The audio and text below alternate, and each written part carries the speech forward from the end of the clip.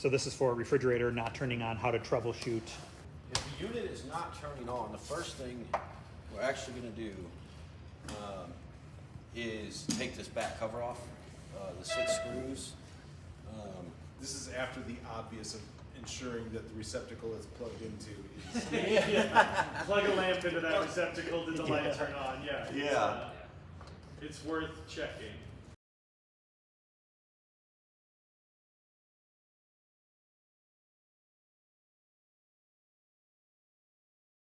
So the main thing that if we do see anything as far as a power supply issue, it would simply be the power receptacle. So once you take those 6 screws out,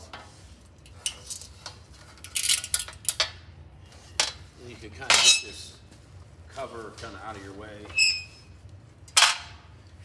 So it would be this receptacle right here.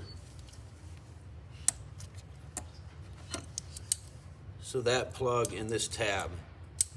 So always check that. You hear kind of a click, and then you should be able, kind of just give it a slight pull and make sure it doesn't come out. That's it. So to remove it, you have to pull that little You tab? do have to Okay. pull it towards you. Yep. Okay. So you would just kind of pull that. So that clicks and locks it. Yep. Okay. So something just to definitely check. If nothing is lighting up, nothing's doing anything, most likely that is going to be your main source of a loose connection or some vibration that had occurred during the transit. So, Okay. So that is really it. Just make sure that's fully seated and secure, and then of course, unplug it.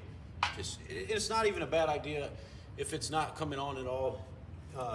Even if it does feel like it's secure, just to undo it and just kind of, and then just kind of reconnect it.